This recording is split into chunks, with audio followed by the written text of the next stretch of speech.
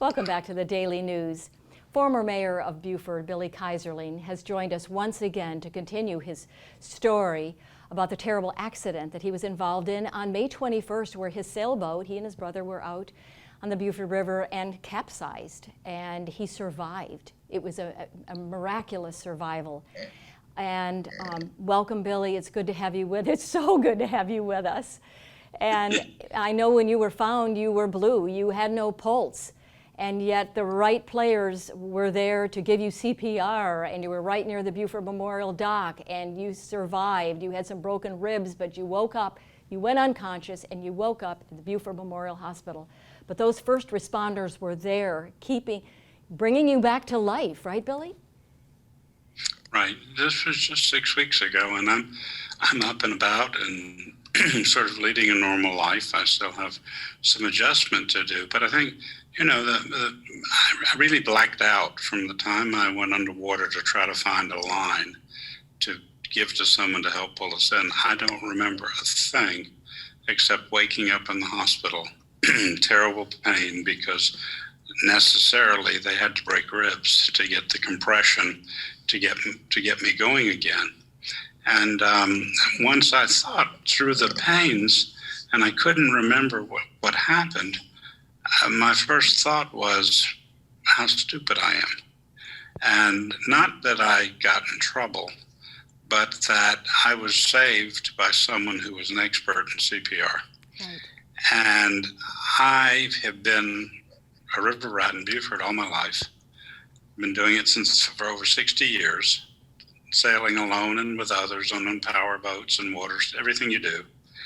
And as often as CPR training is offered by the Boys and Girls Club, by the American Red Cross, by the hospital, by the Beaufort Yacht and Sailing Squadron, by the Beaufort Yacht and Sailing Club, the fire department, EMS, I noticed, and I've seen the ads where they give free lessons, but I never made the time in my 74 years. I've never made the time to take those couple of hours and do that training.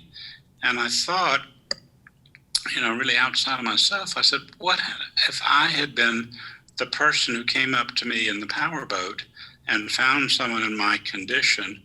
What would I have done? Would I have let them just die in front of me? Would I have faked it? Would I have done what I know how to do?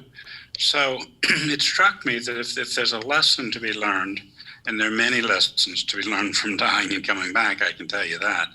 But if there's a lessons to be learned, that we know we have the luxury of the water. We enjoy the water. We should enjoy the water. But boating safety, swimming, and in this case, knowing how to resuscitate someone who's had an overdose of water or been underwater is just critical. And that we don't need to reinvent the wheel. We don't need to start a new course. But I think what I want to do in the fall is to sit down with all the different organizations in one room and say, how do we better promote what you do so well? How do we make sure when you have a class, people come? Should we look at an annual or every 2-year recertification? Should we have a society? Should people wear a pin? What should we do to have people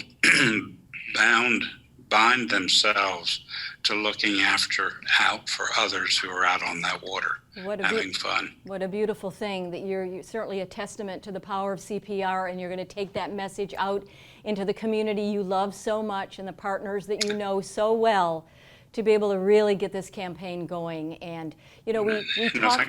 Yeah, go ahead.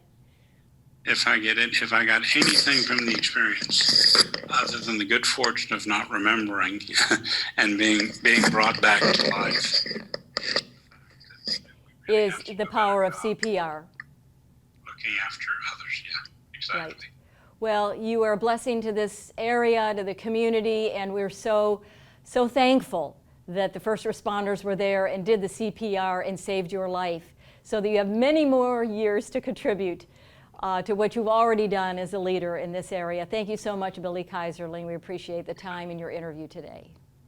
Thank you for having me. Coming up after the break, Justin Jarrett will join us with a weekly sports wrap-up. Don't go away.